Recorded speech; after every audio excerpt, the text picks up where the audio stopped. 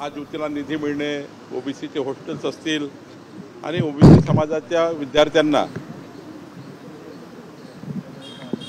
उद्योगाकरता सवलती असतील, त्यांना कमी व्याजदराचं कर्ज असेल, हे सर्व बाबीवर चर्चा झाली।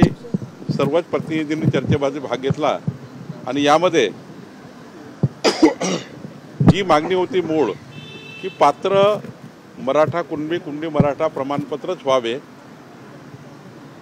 सरसकट कुठल्याही पद्धतीचं जीआरचं त्या ठिकाणी फायदा घेऊ नये आणि जीआरचा फायदा घेऊन खोटे प्रमाणपत्र इश्यू होऊ नये, ओबीसीचे कुणबी प्रमाणपत्र इश्यू होऊ नये आणि जे काही त्या ठिकाणी खोटे प्रमाणपत्र काही अधिकाऱ्यांनी दिल्याचे काही दाखले किंवा खोडतोड केल्याचे दाखले माननीय भुजबळ साहेबांनी बैठकीत मांडले। त्याबद्दलही संबंधित अधिकाऱ्यांनी जर खोटे प्रमाणपत्र दिले किंवा एखाद्याने खोटी दाखले तयार केले किंवा खोडतोड करून दाखले तयार केले त्यावर कारवाई व्हावी अशी मागणी होती। माननीय मुख्यमंत्र्यांनी हे स्पष्ट केलं आहे की कुठलाही खोटं प्रमाणपत्र जर कोणी काढलं असेल, खोडतोड केली असेल किंवा एखाद्या अधिकाऱ्यांनी चुकीचे प्रमाणपत्र दिले असेल तर तो अधिकारी जबाबदार राहील, त्या अधिकाऱ्यावर कारवाई होईल।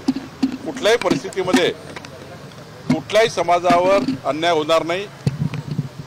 मराठा समाजाचा अधिकार त्या ठिकाणी कायम राहील। ओबीसीच्या ताटातलं कोणी घेणार नाही आणि ओबीसी मराठा समाजात कुठलाही संघर्ष निर्माण होणार नाही याची काळजी शासनही घेईल, आम्ही सर्व घेऊ आणि कुठल्याही परिस्थितीमध्ये ओबीसी समाजावर अन्याय होणार नाही, कुठलंही खोटं प्रमाणपत्र इश्यू होणार नाही, कुठलाही जीआरचा चुकीचा अर्थ कोणी काढणार नाही।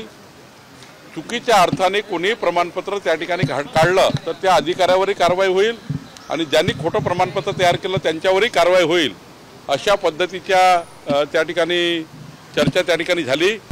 आता isakal.com आहे देशातील नंबर 1 ची मराठी न्यूज वेबसाईट। प्रत्येक अपडेटसाठी isakal.com ला नक्की भेट द्या।